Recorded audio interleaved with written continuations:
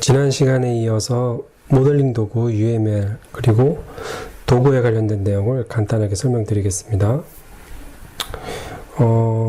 지난 시간 말미에 우려했던 대로 우리가 또 온라인으로 하지 않고 오프라인으로 좀 만나서 강의를 하면 좋겠다, 그렇게 바람을 말했는데 2주가 또 연기가 됐죠. 예. 이러다가는 이제 중간고사 때 한번 만날 것 같아요.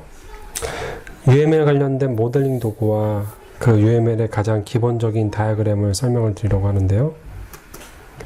지금 이 화면은 유스케이스 다이어그램이죠. 네. 이런 유스케이스 다이어그램, 그리고 이런 액티비티 다이어그램, 클래스 다이어그램, 이것은 시퀀스 다이어그램, 콜래보레이션 다이어그램, 이러한 그 다이어그램들을 만들어내는 과정을 객체지향으로 분석 설계를 하는 과정으로 볼 수도 있죠.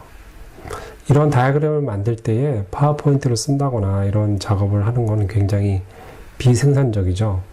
그래서 지금 보시는 화면에 있는 것처럼 다양한 UML 모델링 도구들이 있어요. 상용으로는 엔터프라이즈 아키텍트, 내셔널 소프트웨어 아키텍트, RSA라고도 하는데요. 투게더. 지금 이 제품은 거의 죽었죠, 이제. 예. 그래서 주로 많이 쓰는 상용은 요 EA 툴, 엔터프라이즈 아키텍트라는 걸 많이 쓰고요. 오픈소스가 있습니다. 그게 이제 스타 UML인데요. 만약에 여러분들이 아주 굉장히 심도 있게 모델링을 하지 않는다고 하면 스타 UML 정도로 클래스나 클래스 간의 관계, 이런 것들을 표현하는데 사용하셔도 나쁘지 않습니다. 스타 UML, 스타 UML을 치고 들어가시면 이렇게 확인하실 수가 있고요. 그래서 다운로드 받으셔서 사용을 하시면 할 수 있겠습니다. 실제 스타 UML을 실행을 한 화면을 보여드릴게요.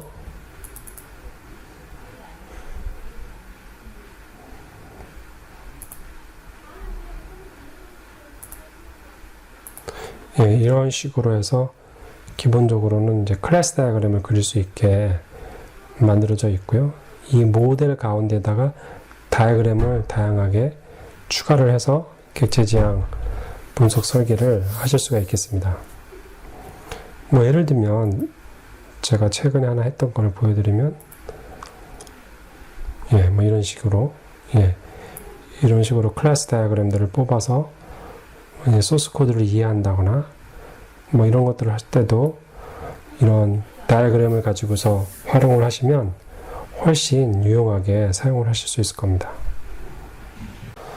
자, 이제 본격적으로 객체지향 분석 설계의 객체지향 분석 설계를 위한 기본적인 개념을 먼저 설명을 드리겠습니다. 객체지향이라는 것은 지난번에도 잠깐 언급은 해드렸는데요. 현실 세계를 객체, 그리고 그 객체들 간의 상호작용을 가지고서 표현을 하는 거죠. 그래서 객체지향이죠. 지향. 이러한 객체지향의 장점은 재사용성이 향상이 된다, 생산성이 향상이 된다, 확장 및 유지보수성이 향상이 된다, 이러한 여러 얘기들을 하고 있는데요. 가장 많이 사람들이 얘기를 하는 것은 모델링을 하는 데 있어서 직관적이라는 말들을 많이 합니다. 그런데 사실 그것이 어떤 현실에 존재하는 객체일 경우에는 직관적이다라는 말이 맞는 말이긴 하죠. 하지만은 그것이 현실에 존재하는 그런 모델이 아니고 오히려 관념 속에 있거나 어떤 관계에 의해서 만들어지는 그런 객체에 대해서는 사실 객체지향이 직관적이지는 않습니다. 여기서 이따가 예시를 보시면 확인을 하실 수가 있고요. 재사용성은 확실히 향상이 됩니다. 재사용성은 특별히 코드의 재사용성이 향상이 되는데요. 상속이라는 개념을 통해서 재사용성이 높아질 수 있겠죠. 그리고 확장 및 유지 보수성도 객체지향이 가지고 있는 인터페이스 클래스라든지 추상 클래스, 앱스트랙트 클래스와 같은 이런 것들을 활용해서 확장하기 좋게 디자인을 할 수가 있습니다. 그래서 나중에도 설명을 드리겠지만 그 OCP라는 개념이 있습니다. OCP, Open Closed Principle. 객체 지향을 설계를 할 때 좋은 설계가 됐다라고 말할 수 있는 것이 OCP, Open Closed Principle을 만족할 경우에 해당되는 경우가 되거든요. 그때 오픈은 확장에 대해서는 열려 있어야 된다. 그 다음에 C, close는 변경에 대해서는 닫혀 있어야 된다. 그러니까 무슨 말이냐면 변경은 하기 어렵고 확장은 하기 쉬운 그러한 소프트웨어 구조가 객체 지향의 특성을 잘 살린 것이다.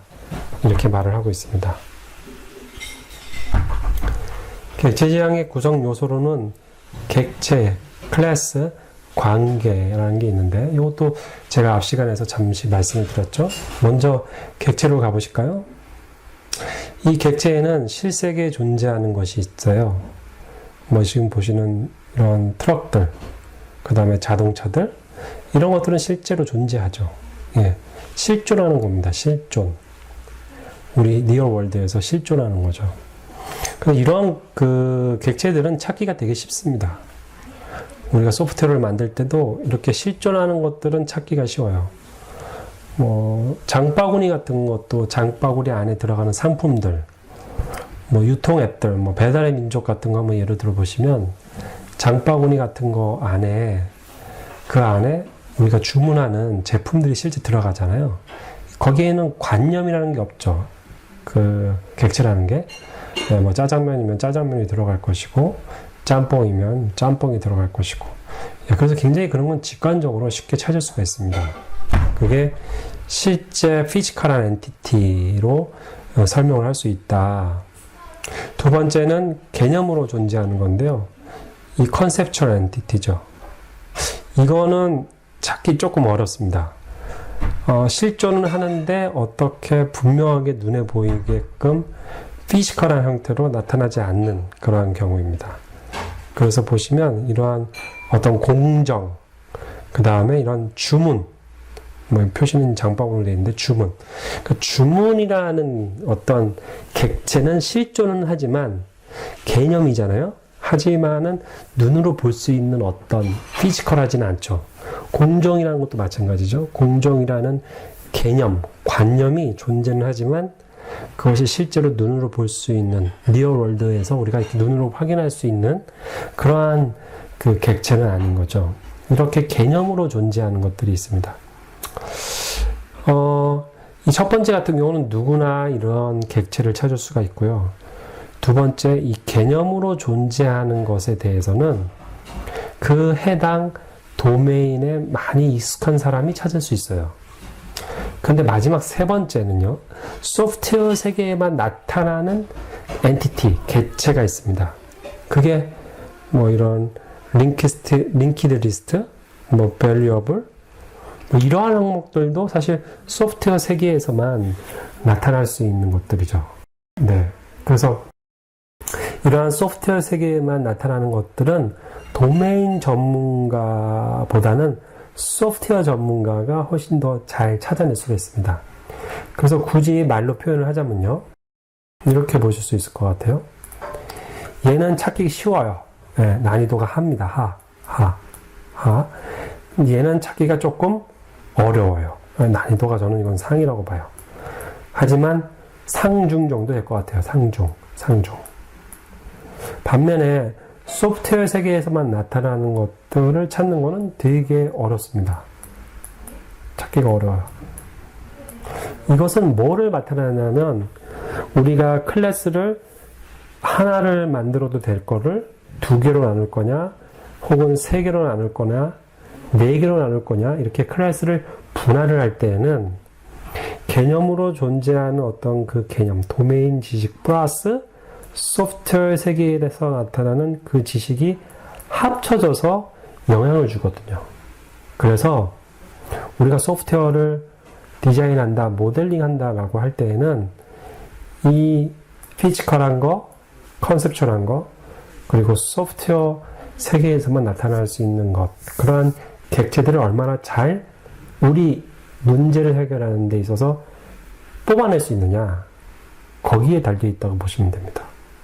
그래서 앞서 말씀드린 것처럼 이러한 실세계에 존재하는 거 누구나 쉽게 찾을 수 있습니다. 누구나 쉽게.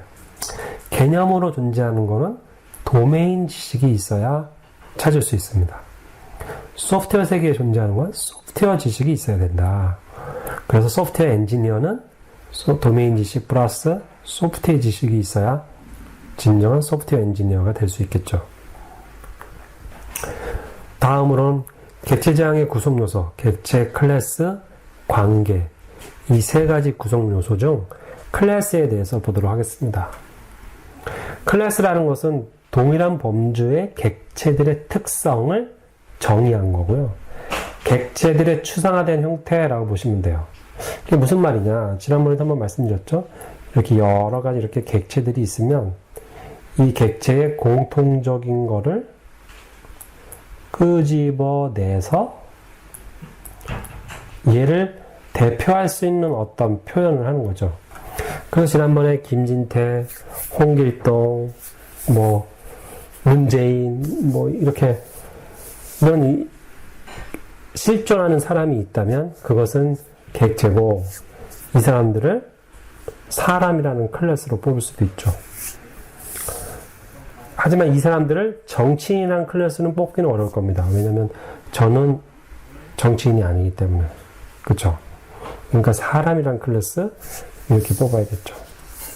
그래서 보통 클래스를 타입이라고도 말을 하죠. 타입. 네, 우리가 변수를 할 때 타입이 있고 그 타입에 변수가 있듯이 이 타입에 해당하는 거, 그게 클래스인 거죠. 그래서 우리가 대부분 프로그래밍을 할 때는 이 클래스들을 찾아내는 거죠. 그래서 그 클래스 틀 안에다가 객체를 만들어낼 때 어떻게 만들어낼 것인가. 그게 이제 객체 생성하는 방법이잖아요. 네.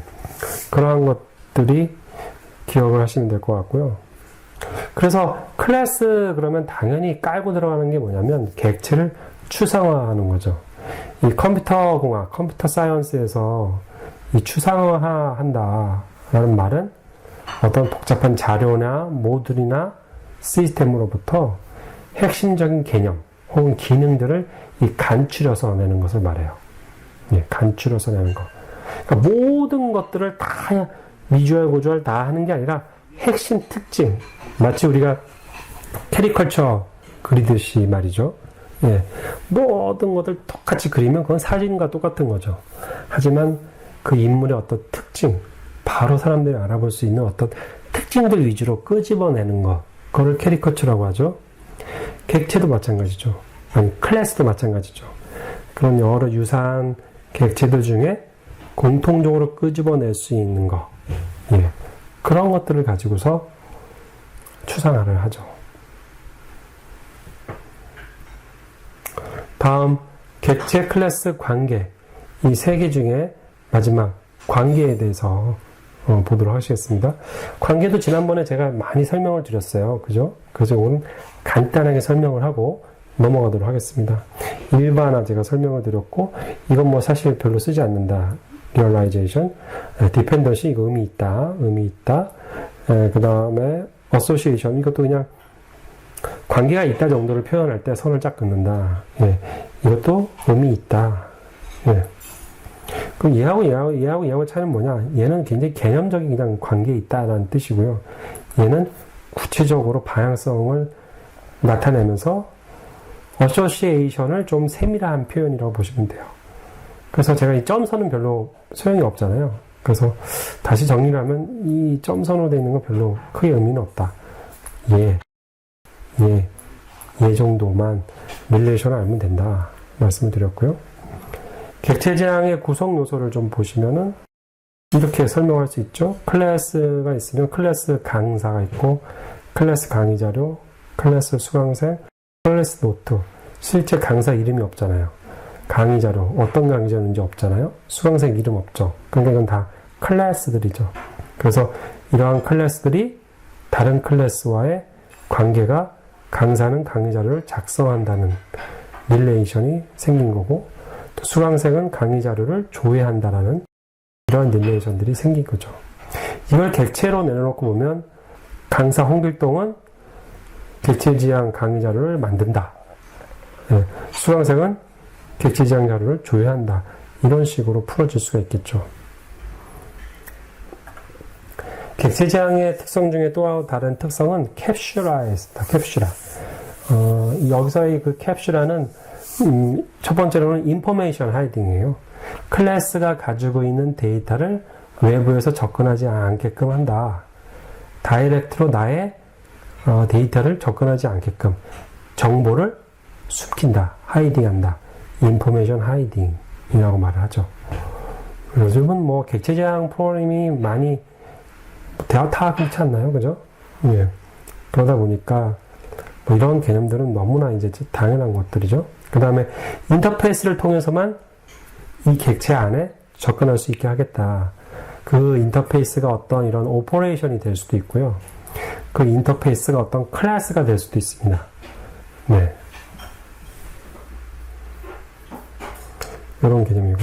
만약에 이런 캡슐화가 지켜지지 않았다라고 하면 지금 보시는 이 그림처럼 소스 코드는 매우 복잡하게 꼬여 있게 될 겁니다. 가식성. 캡슐하는 데 있어서의 가식성. 아까 말씀드린 것처럼 퍼블릭, 뭐 어디서나 접근할 수 있다. 프라이빗, 클래스 내부에서만 가능하다. 프로텍티드, 상속관계에 있는 부모 자식 간에서만 접근 가능하다. 뭐 패키지, 같은 패키지 클래스 내에 있는 것들. 그래서 표시는 플러스 마이너스 샵, 물결 뭐 이런 식으로 표현을 하고 있죠. 이건 너무 쉬우니까 아실 거고요. 상속, 객체지향의 또 다른 특성은 상속. 이게 굉장히 이 상속이라는 개념이 확장하기 좋게 만들어주고 예, 그런 특성을 갖게 만들죠. 그래서 보면 상속이라는 표시를 이렇게 하게 되고 rectangle is a shape다 이런 뜻이죠. 그러니까 rectangle, 사각형은 도형이다. 도형은 사각형이다. 이건 아니죠. 그러니까 is가 이렇게 설명이 되는 거죠. 이렇게. rectangle은 도형이다. 이런 상속의 개념이 객체지향에 들어가게 되고요. 상속을 제대로 하지 않고 사용을 하면 보통 어떤 경우가 비일비재하냐면 중복 코드가 많이 나타납니다. 지금 보시면 여기 이뮬레이션 DTO가 있고요. 시나리오 DTO가 있고 이뮬레이션, 시나리오, 뭐 폴리시 각각의 다른 클래스가 있네요. DTO 클래스 2개가 있고 그냥 클래스 3개가 있는데 각각의 한 19라인 정도가 이게 지금 중복이 되어 있는 거죠. 예. 이것이 뭐 꼭 이 모든 5개가 상속관계로 풀어지는 거는 아니라 하더라도 뭐 이게 지금 DTO로 잡혀 있는 걸로 놓고 봤을 때는 네, 가능할 수도 있겠죠. 두 개 사이에서는 어떤 상속관계로 풀 수 있는 그런 여지가 있을 수 있다.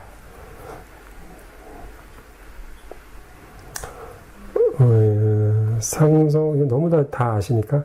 상속의 특성은 부모 클래스로부터 데이터, 그 다음에 오퍼레이션을 다 상속을 받고 있죠. 그래서 자바에서는 이렇게, 아니 이건 자바가 아니죠. 이거는 C++에서 부모 클래스를 이렇게 두고서 상속 땡땡 받게 되고요. 자식 클래스는 부모 클래스로부터 상속받은 메서드를 오버로딩을 할 수 있죠.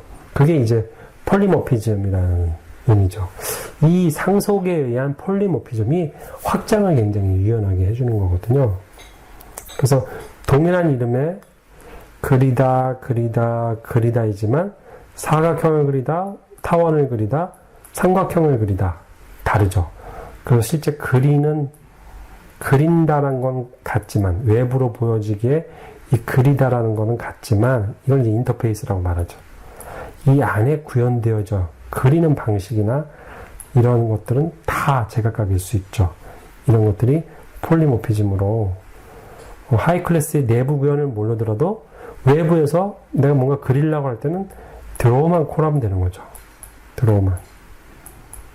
이 안에는 어떻게 구성이 되었건 상관이 없죠.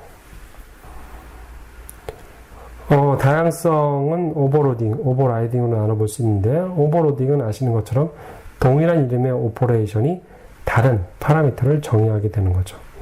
네, 그 다음에 오버라이딩은 시그네처가 다 같죠.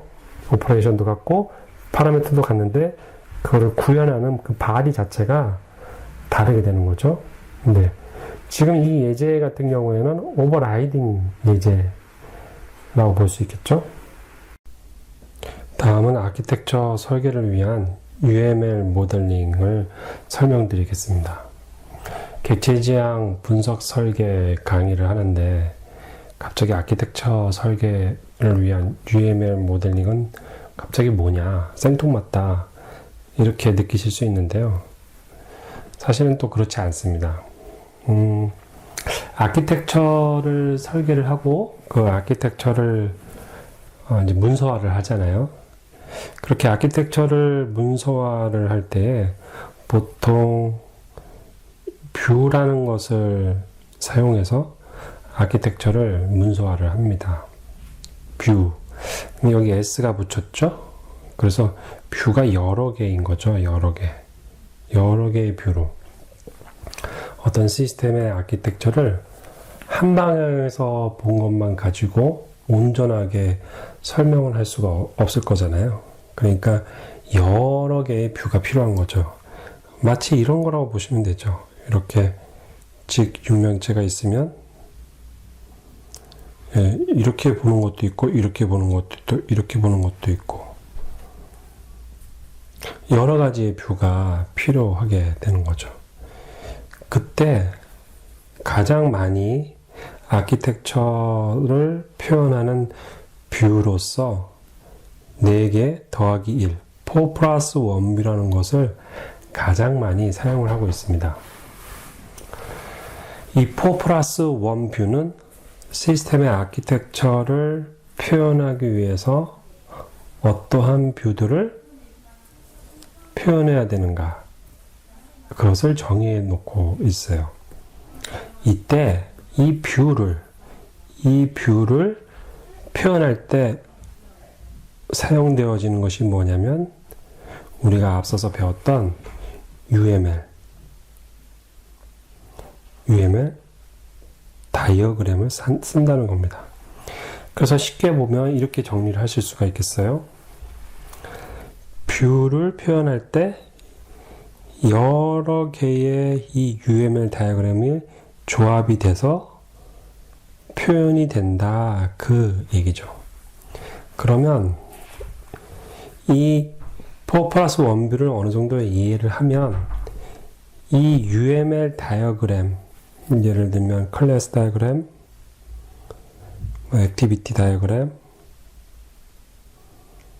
이런 여러 다이어그램들이 어떤 뷰를 표현하기에 적절한지를 알 수 있게 되는 거죠. 그래서 이 4 플러스 1 뷰를 설명을 하는 겁니다. 앞서 말씀드린 것처럼 이 4 플러스 1 뷰는 이렇게 로지컬 뷰, 프로세스 뷰, 임플리멘테이션 뷰, 그리고 디플로이먼트 뷰, 이래서 4예요. 그리고 플러스 1은 이 유스 케이스 뷰, 이것 때문에 플러스 1을 잡는 겁니다. 이 로지컬 뷰는 주로 이 펑셔널리티에 초점을 두고 있어요.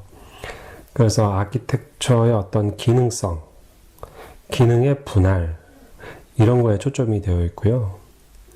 그리고 이 프로세스 뷰는 이 시스템이 실제 동작할 때에 어느 정도의 퍼포먼스를 내는지, 가용성은 어떠한지, 성능은 어떠한지, 이런 거에 초점을 맞춘 그 뷰라고 보시면 됩니다.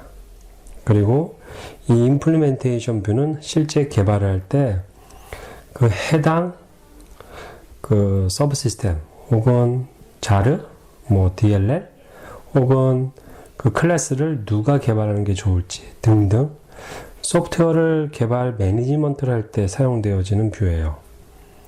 그리고 디플로이먼트 뷰는 그 어떤 하드웨어, 노드 위에 어떤 그 컴포넌트, 여기서 말하면 어떤 자르나 와르나 또 뭐가 있을 수 있나요? DLL 뭐 이런 것들, 클래스 파일 이런 것들이 어디에 배포가 되는가, 이렇게 시스템의 토폴로지에 초점을 두고 있습니다.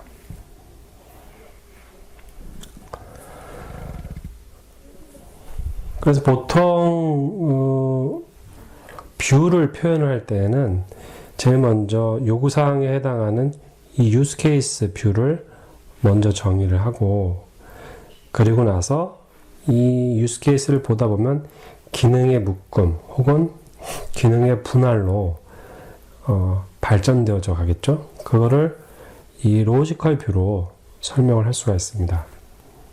그리고 그 로지컬 뷰를 다시 실행 중에는 어떻게 가용성이나 성능이나 보안 등이 미티드가 되는지를 모델링하는 프로세스 뷰가 있고요. 그리고 실제 개발을 할 때 어떤 파일들이 나오고 어떤 패키지들이 있고 또 누구에게 그것을 맡길 것인가, 뭐 이런 내용들을 담아내고 있는 이 임플리멘테이션 뷰, 이렇게 있다 라고 보시면 되겠습니다. 먼저 유스 케이스 뷰를 보면, 유스 케이스 뷰는 앞서 말씀드린 것처럼 시스템이 사용자에게 제공할 기능을 상호작용을 중심으로 표현을 한 것이죠. 그래서 실제 요구사항을 표현한다 라고 보시면 될 것 같습니다. 이러한 유스 케이스 뷰를 표현을 할 때에는 주로 사용되어지는 다이어그램이 유스 케이스 다이어그램이죠. 때로는 액티비티 다이어그램도 사용을 합니다. 근데 보통 유스 케이스 다이어그램을 제일 많이 사용을 하게 되죠. 그러면 아까 제가 말씀드렸던 내용에 맥이 닿죠? 유스 케이스 다이어그램을 우리가 표현을 할 때에는 그 유스 케이스 다이어그램을 요구사항을 표현을 할 때 주로 쓰는 게 좋겠구나. 객체지향 분석 설계를 할 때에도 내가 요구사항을 담으려면 유스 케이스 다이어그램을 쓰면 되겠구나. 그리고 더 나아가서 좀 더 정교하게 도식화시키기 위해서는 이런 액티비티 다이어그램을 쓰면 되겠구나. 이해되시죠? 로지컬 뷰로 가보겠습니다. 로지컬 뷰는 시스템이 사용자에게 제공하는 어떤 기능, 그리고 핵심적인 어떤 뭐라고 해야 되나요?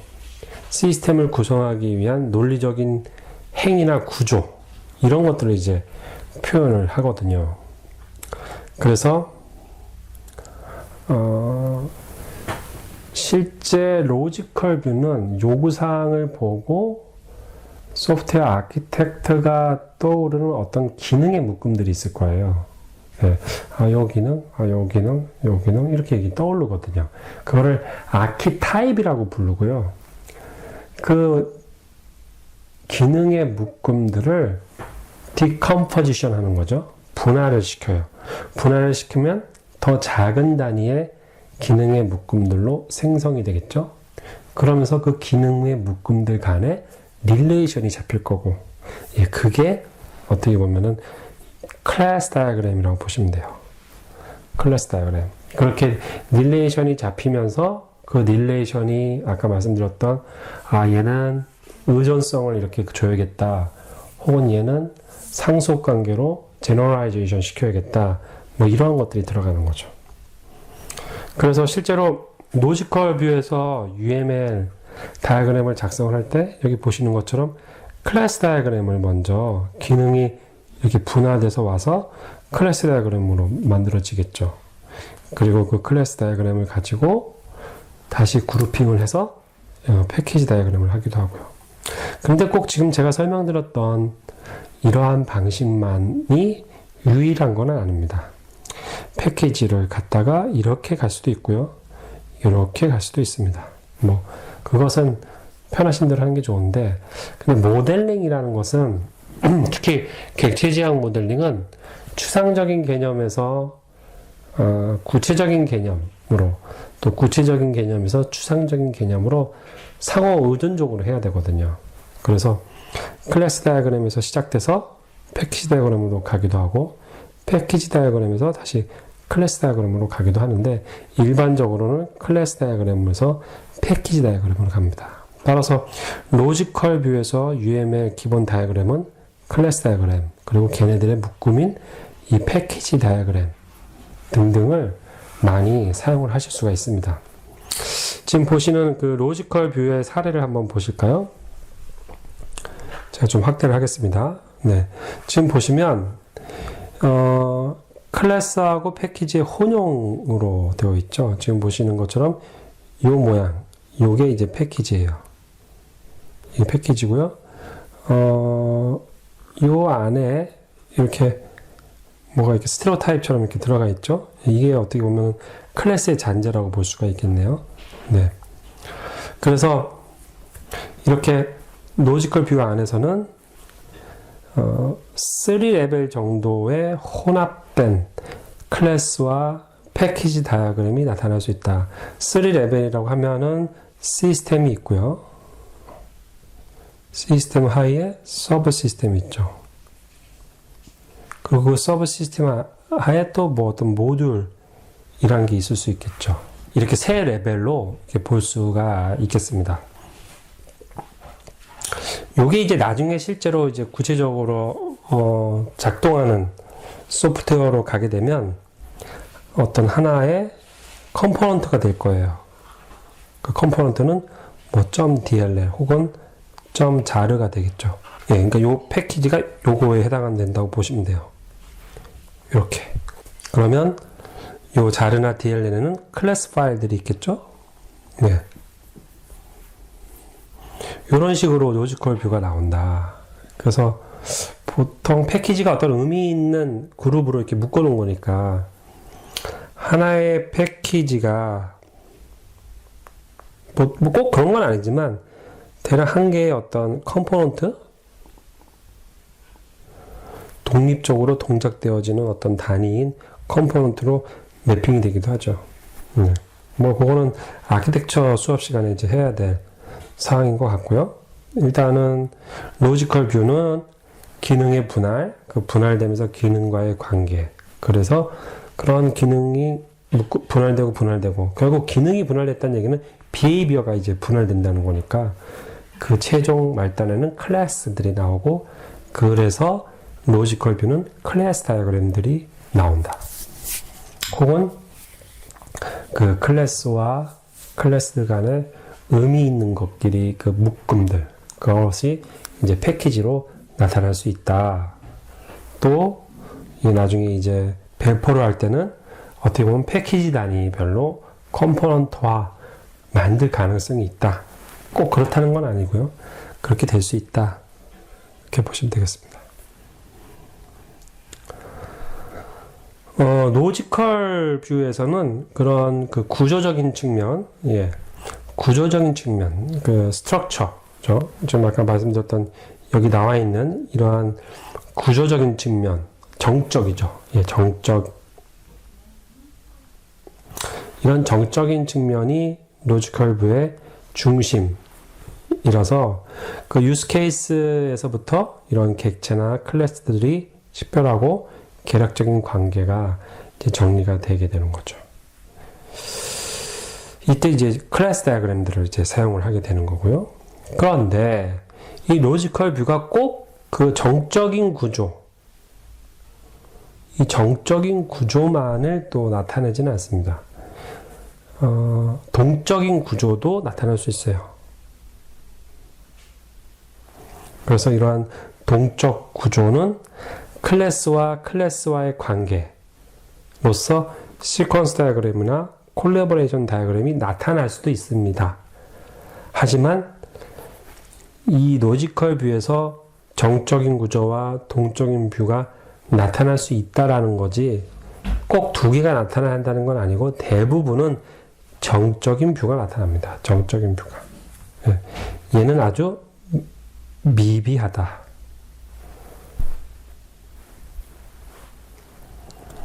그래서 그래서 로지컬 뷰 입장에서 객체 지향 분석 설계를 한다고 가정을 하면 어떤 단계를 거치냐면 유스 케이스 다이어그램을 먼저 만들어요.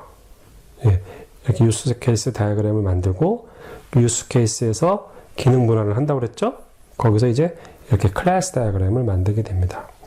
만들어진 이 클래스들이 놓친 건 없는지를 유스 케이스의 흐름을 다시 보면서 시퀀스 다이어그램, 액티비티 다이어그램, 스테이트 차트 다이어그램 같은 것들로 보완을 할 수 있어요. 그래서 여기서 나와 있는 것들을 가지고서 이 클래스 다이어그램을 누락된 클래스는 없는지, 누락된 관계는 없는지, 이런 식으로 해서 클래스 다이어그램을 보완하게 되죠. 그게 바로 정제된 클래스 다이어그램이 나타나는 겁니다. 그래서 그냥 제가 여러 가지를 말씀을 드렸지만, 그게 이제 맞는 거고요. 여러분들이 학습하는 입장에서는 로지컬 뷰는 유스 케이스부터 시작해서 결국 정제된 클래스 다이어그램이 나오는 거구나. 그냥 이 정도로 이해를 하시면 됩니다. 물론 이 정제된 클래스 다이어그램이 나올 때 여러 다이어그램들을 통해서 클래스 간의 관계에서 놓쳤던 것들도 디텍트가 되기 때문에 사용할 수 있다라고 말씀을 드린 거죠. 프로세스 뷰를 보겠습니다. 프로세스 뷰는 시스템의 수행의 흐름을 보는 관점인데요. 그래서 흐름을 보는 거니까 뭐에서 뭐로 가고 뭐에서 뭐로 가고 이런 표현들이 많이 나와요. 그래서 아까 그 로지컬 뷰에서 나왔던 이런 시퀀스 다이어그램이라든지 콜래보레이션 다이어그램이 동일하게 사용이 됩니다. 예, 사용될 수가 있습니다. 그럼 우리 이걸 알 수 있죠. 유스 케이스 다이어그램은 요구사항을 주로 표현할 때 쓴다고 그랬고, 액티비티 다이어그램도 유스 케이스 다이어그램처럼 요구사항을 표현할 때 쓰기도 하지만, 로지컬 뷰를 쓸 때도 쓸 수 있겠구나. 그러니까 하나의 다이어그램이 꼭 하나의 뷰에만 매핑되는 건 아니구나. 이걸 알 수 있겠죠. 시퀀스 다이어그램은 아까 말씀드린 것처럼 객체와 객체 간의 상호작용을 표현을 한 거죠.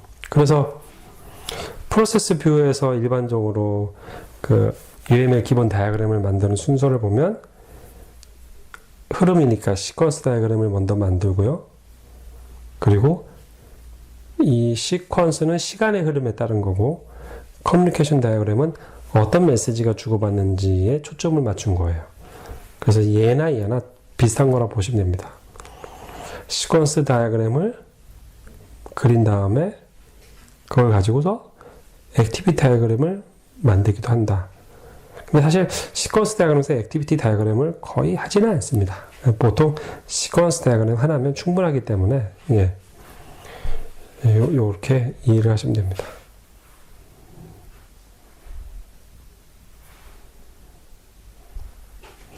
프로세스 뷰에서 가장 많이 하는 사례를 제가 2개 정도 가져왔는데요. 아까 말씀드린 것처럼 제일 많이 하는 게 시퀀스 다이어그램이라고 그랬죠. 여기 클라이언트, 북 서비스, 북 리파지토리, 에러 쿼리, 에러 큐라고 되어 있네요. 그래서 이 이래들이 간에 어떤 메시지를 주로 오고 받는지에 대한, 그래서 이 흐름을 알 수 있게. 그래서 성능이 어디서 오래 걸리겠다든지, 이런 것들을 파악할 수 있겠죠. 또 하나로 보면은, 이게 뭔가요? 이거는 액티비티 다이어그램이네요. 액티비티 다이어그램. 그래서, 플로우, 흐름을 보는 거니까요. 흐름을. 액티비티 다이어그램도 활용을 할 수 있다. 근데 보통 시퀀스 다이어그램을 선호한다. 다음은 임플리멘테이션 뷰입니다.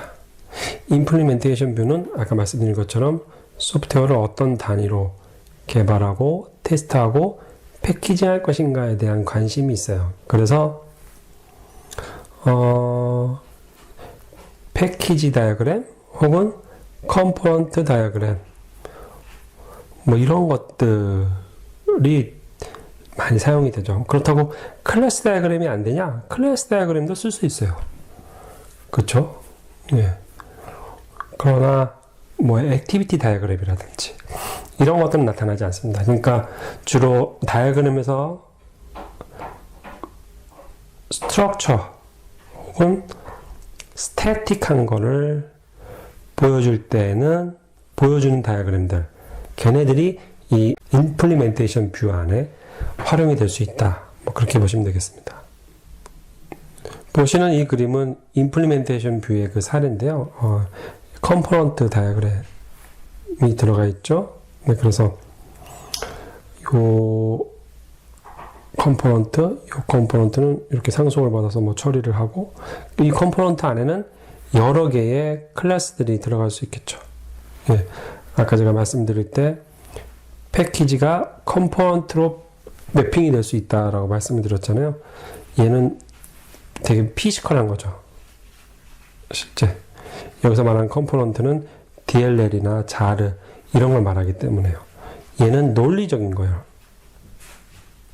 논리적이란보다는 컨셉추얼한 거죠. 예, 그래서 패키지가 있고 컴포넌트, 얘네들의 관계는 이렇게 되겠네요. 그죠? 하나 이상의 패키지가 하나의 컴포넌트가 들어가기도 하고 여러 개의 컴포넌트로 들어갈 수도 있고. 네. 그래서 이런 컴포넌트 다이어그램도 활용할 수 있다. 예. 임플리멘테이션 뷰를 보시면 이렇게 디렉토리 구조가 나오죠. 이렇게 잡는 것도 임플리멘테이션 뷰에서 표현을 하는 겁니다. 다음은 디플로이먼트 뷰. 투폴로지하고 관련되어 있다고 말씀을 드렸습니다. 얘는 아예 디플로이먼트 다이어그램이라는 게 존재를 하고 있어요. 예. 그래서 어디에 어떻게 배포를 할 것인지 이런 식의 내용이 들어가 있는데 주로 시스템 엔지니어의 관점에서 많이 활용되는 뷰인 거죠. 이게 지금 그 예시가 되겠습니다. 보시는 것처럼 보실까요? 예. 지금 보면 디바이스는 Sunfire X 이 서버가 있고 그 위에 JSP가 톰캣 7이 올라가 있고 그 위에는 다시 실행 환경이 뭐라고 되어 있네요. 그죠? 컨테이너가 뭐 이렇게 들어가 있고 와르가 있고 자르가 있고 뭐 자르 파일이 있고 이건 이제 외부 컴포넌트 있는 것 같고요. 얘는 XML 뭐 이런 구조로 되어 있다. 이런 것들이 디플로이먼트 다이어그램에 해당된다고 볼 수가 있겠습니다. 자, 여기까지 퍼플러스 원뷰하고 그리고 그 퍼플러스 원뷰의 특징을 아주 간단하게 봤어요. 아키텍처 수업은 아니었기 때문에. 하지만 그 퍼플러스 원뷰에서 보여주고자 하는 그 특성에 따라서 다이어그램을 취사 선택해서 한다. 예, 요 정도로 이해를 하시고요. 로지컬 뷰에서는 뭐를 한다? 주로 클래스 다이어그램, 패키지 다이어그램을 쓴다. 그 다음 유스 케이스 뷰에서는 유스 케이스 다이어그램 혹은 액티비티 다이어그램을 쓴다. 프로세스 뷰에서는 실행되는 상황이니까 시퀀스 다이어그램, 콜라보레이션 다이어그램, 뭐 액티비티 다이어그램 이런 것들을 활용할 수 있다. 그 다음에 임플리멘테이션 뷰에서는 컴포넌트 다이어그램이라든지 뭐 클래스 다이어그램도 해당된다. 뭐 클래스는 다 들어가네요. 그죠? 저쪽만 빼면 프로세스 뷰만 빼고 그 다음에 디플로이먼트 뷰에서는 디플로이먼트 다이어그램 이 정도로 쓴다. 그러니까 핵심적인 게 유스 케이스 다이어그램, 시퀀스 다이어그램, 클래스 다이어그램, 액티비티 다이어그램, 컴포넌트 다이어그램, 디플로이먼트 다이어그램 6가지 정도네요. 이 아키텍처 관점에서는 네, 그렇게 볼 수 있다. 이어서 이제 세부 뷰별로 다이어그램을 어떻게 그릴 수 있는지 위주로 설명을 드리겠습니다. 먼저 객체 지향 분석 설계를 할 때 요구사항을 어떻게 정의하느냐, 유스 케이스를 가지고서 요구사항을 정의한다고 말씀을 드렸죠. 유스 케이스 모델링이라는 것은 시스템이 요구하는 행위를 파악하는 거죠. 행위를 파악하는데 초점은 그 시스템하고 행위자 간의 인터랙션에 의한 모델을 파악을 하게 됩니다. 그러니까 이렇게 시스템이 있고요.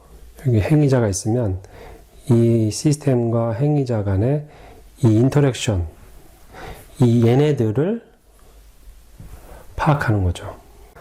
그래서 이 보시는 요 그림이 유스케이스 모델의 특성인데요. 많이 보셨을 겁니다. 요 그림이 이제 액터가 되겠고요.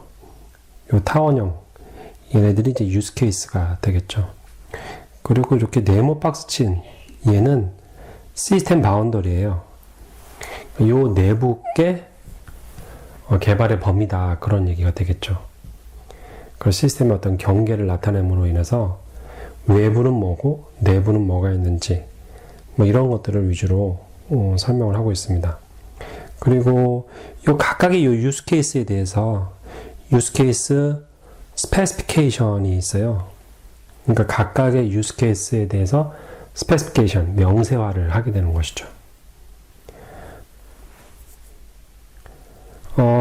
그래서 방금 말씀드린 것처럼 우리가 유스 케이스 모델링을 한다, 유스 케이스 다이어그램을 만든다, 뭐라는 말도 많이 하지만 그 말 속에는 유스 케이스 모델링을 한다는 말이고요.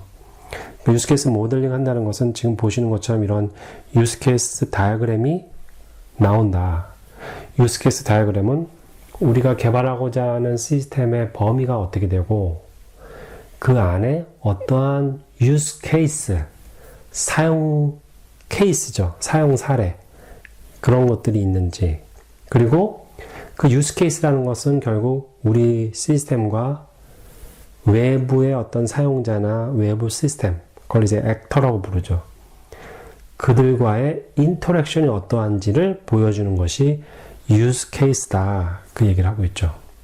그리고 방금 말씀드린 대로 각각의 유스 케이스는 그 유스 케이스를 상세하게 설명해 주는 스페시피케이션들이 이렇게 있습니다. 스페시피케이션. 그 스페시피케이션 내부를 보면 유스 케이스에 대한 개략적인 요약이 있고 실제로 이벤트의 흐름들이 기술되어 있습니다. 따라서 우리가 유스 케이스 모델링을 한다는 말은 이 유스 케이스 다이어그램 플러스 유스 케이스 스페시피케이션까지를 만들어낼 때 유스 케이스 모델링을 한다라고 말을 하죠. 유스 케이스 모델링 할 때의 대표적인 유스 케이스 다이어그램 안에 제일 먼저 나오는 거는 액터라는 것이 있죠. 액터는 아까 말씀드린 대로 시스템과 상호작용을 하는 외부 사람일 수도 있고요. 시스템일 수도 있습니다. 네, 사람일 수도 있고 시스템일 수도 있습니다. 여기서 인터랙션이란 말은 실제로 어떤 컴퓨팅 시그널로 뭔가를 주고받는 그러한 시스템, 뭐 사용자도 될 수 있고요. 혹은 데이터를 받는다든지 이런 행위를 하는, 혹은 어떤 그 시스템이 개발됨으로 인해서 베니핏을 얻을 수 있는 어떤 존재들, 뭐 이러한 것들이 다 액터에 들어갈 수 있죠. 유스케이스는 아까도 말씀드렸고요. 그래서 액터는 어떤 여러 가지 그 시스템에 대한 컨선이라고 말을 하는데요. 컨선. 이 컨선이 유사한 사용자 혹은 시스템의 묶음이라고 보시면 됩니다.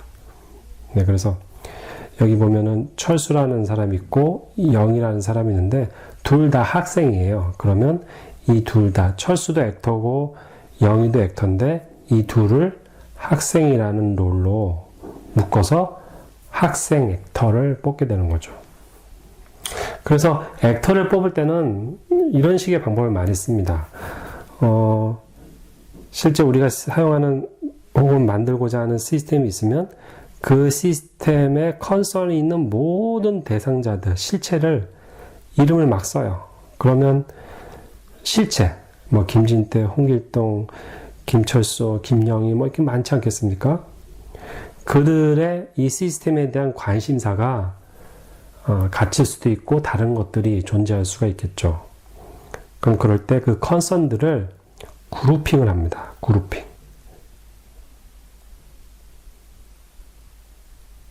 컨선을 그룹핑을 해요. 그러면 어떻게 되죠? 이 그룹이 나오겠죠? 그리고 이 각각의 그룹을 어떤 공통적인 컨선을 가지고 있는지에 대한 네이밍을 할 수 있을 겁니다. 네이밍을 할 수 있죠. 예. 이런 식의 네이밍을 그룹에 했을 때 보통 이런 것들이 이제 액터가 됩니다. 예. 그런 식으로 액터를 뽑는다.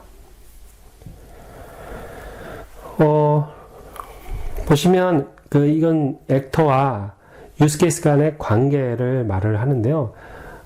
얘는 UML에서 나왔던 릴레이션, 관계하고 똑같습니다. 화살표는 방향성을 의미하는 거예요. 그래서 여기 보면 액터 1이 유스케이스 1을 이니시에이트, 시작하는 거, 트리거를 시키는 거죠. 반대로 유스케이스와 액터 2는 유스케이스가 먼저 뭔가를 트리거를 하거나 혹은 어떤 아웃풋을 보내거나 뭐 이런 식의 흐름이 되는 거죠. 그리고 보시면은 릴레이션은 똑같습니다.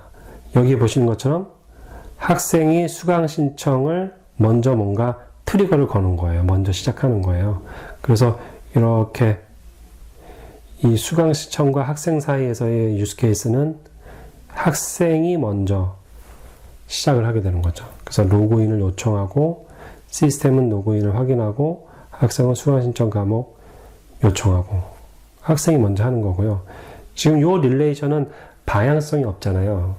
방향성이 없기 때문에 누가 먼저 시작하는지를 파악하는 것은 그렇게 중요하지 않다. 나는 관심이 없다.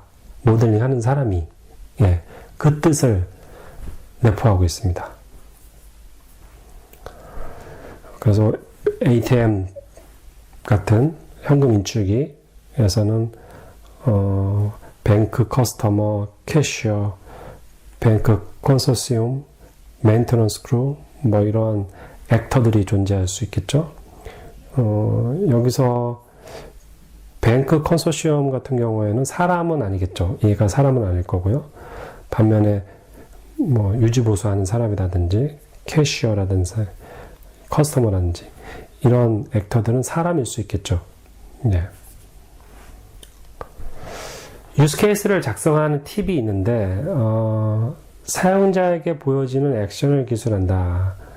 그건 뭐냐면 실제 액터가 시스템에 어떤 트리거를 한다든지 어떤 결과를 받는다든지 그 액터가 그 결과를 받기 위해서 시스템은 뭐를 리스판스를 하는지 뭐 이런 것들 위주로 그 액션을 기술할 수 있다. 그럼 그게 유스 케이스가 될 수 있다 라고 말하고 있고요. 뭐 용어집을 사용한다, 모듬점 이건 뭐 그냥 기본적인 거니까요. 그래서 유스 케이스 모델을 뽑을 때 보통 순서가 유스 케이스 모델을 뽑는다는 얘기는 유스 케이스로 요구사항을 기술한다는 의미죠. 그래서 우리 시스템에 컨선이 있는 대상이 누군지 액터를 뽑고요. 설명을 기술한다고 그랬잖아요. 그러니까 어떤 설명이냐면 우리 시스템에 어떤 컨선이 있는지를 설명하는 거죠. 그리고 그 우리 시스템과 그 컨선을 가지고 있는 액터가 어떤 인터랙션을 할 수 있는지 그거를 유스 케이스로 식별하고 그 설명을 기술하게 됩니다. 그리고 식별된 그 유스 케이스에 대한 명세 작업을 하게 되고요. 여기까지 3번까지만 해도 유스 케이스 모델링이 될 수 있고요.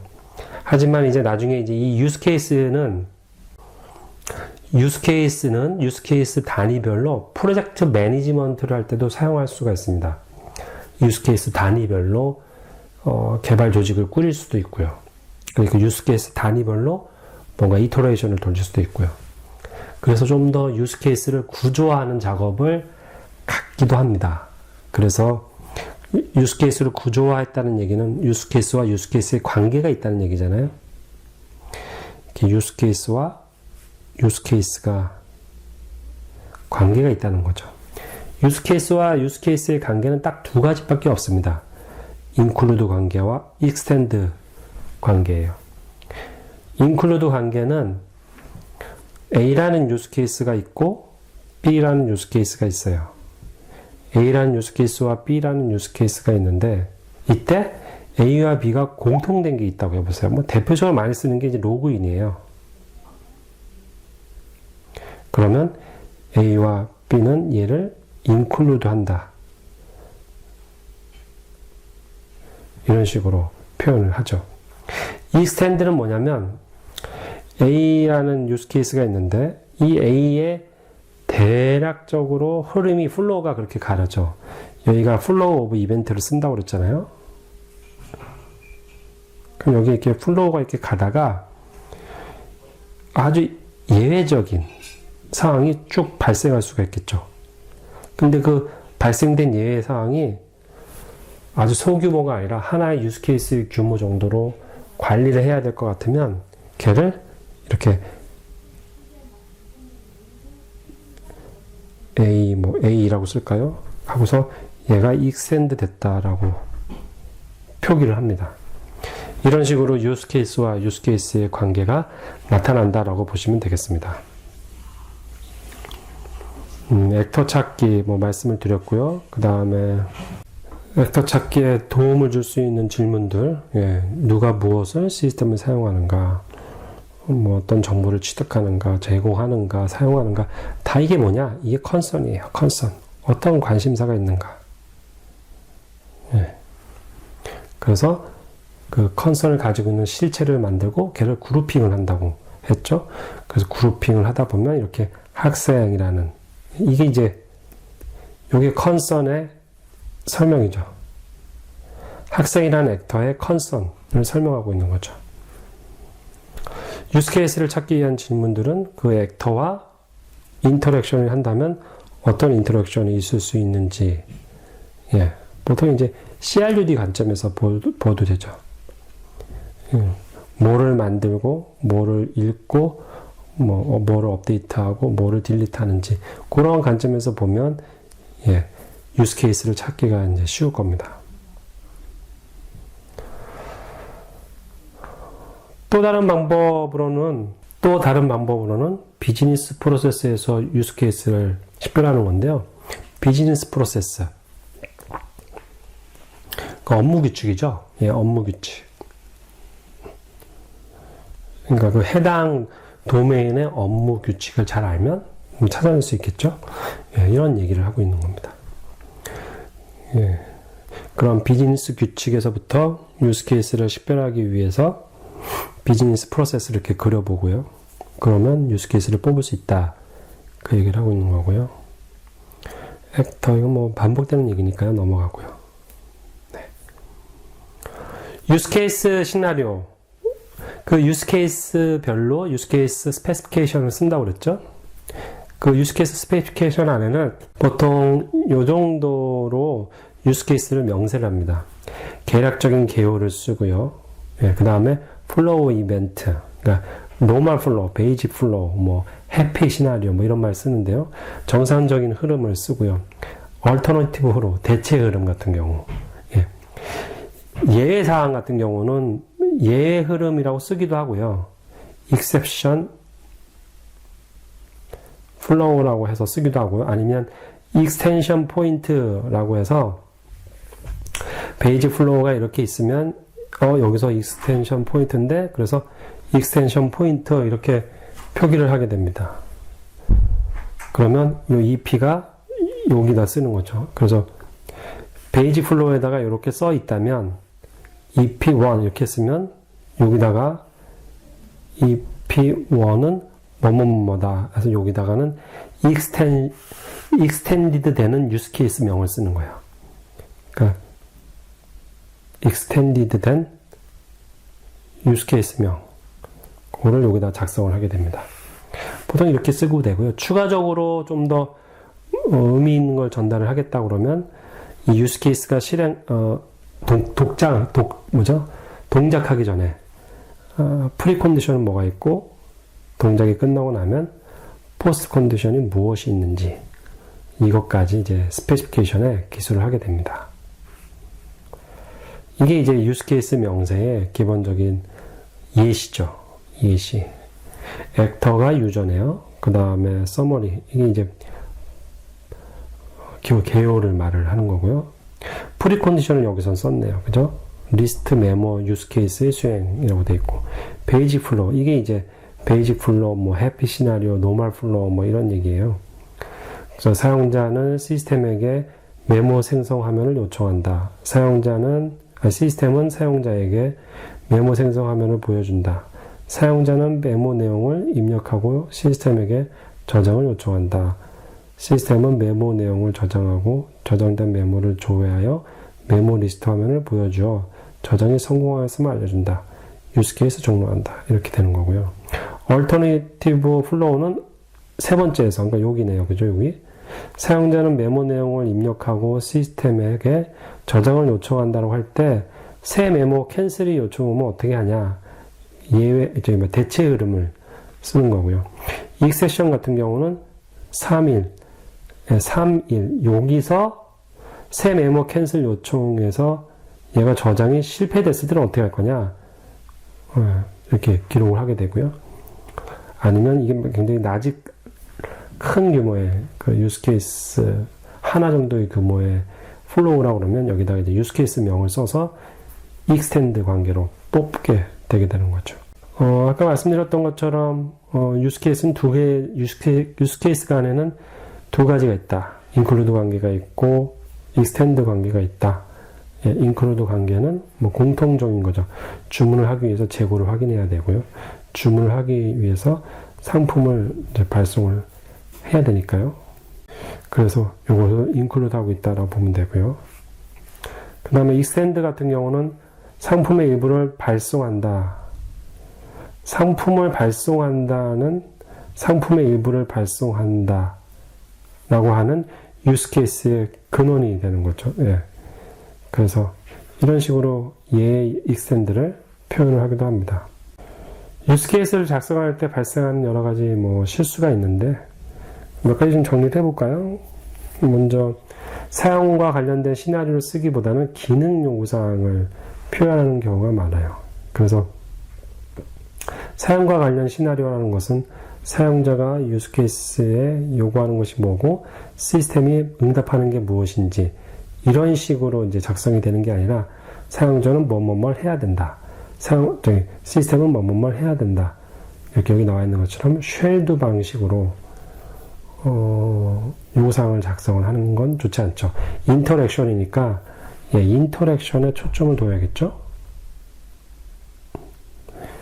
그 다음 액터와 시스템의 상호작용에 초점을 두지 않는다. 아까 말씀드린 거죠. 상호작용에 초점을 두는 게 좋다.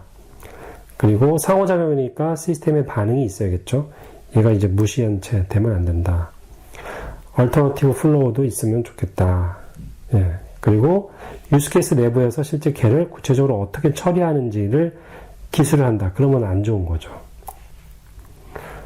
왜냐하면 유스케이스는 요구사항, 시나리오이기 때문에 어떻게 처리를 할 것인지에 대한 how to는 설명을 달지 않죠. 끝으로 유스케이스 뷰에서 설명할 수 있는 액티비티 다이어그램 간단하게 설명을 드릴게요. 액티비티 다이어그램은 이런 것들을 액티비티라고 부르고요. 요 검은색 이렇게 칠한 게 이게 시작이고 거기에 이렇게 요 표시가 엔드 포인트예요. 그래서 시작에서 끝까지 가는 중요한 어떤 활동들을 쓰는 거고요. 여기 이제 디시전 포인트죠. 결정 사항들이고 요거는 동기화시키는 거고. 여기서 포크가 돼가지고 여기서 요게 동기화겠네요. 그죠? 싱크를 맞춰주는 그러한 다이어그램이다 라고 보시면 되겠습니다.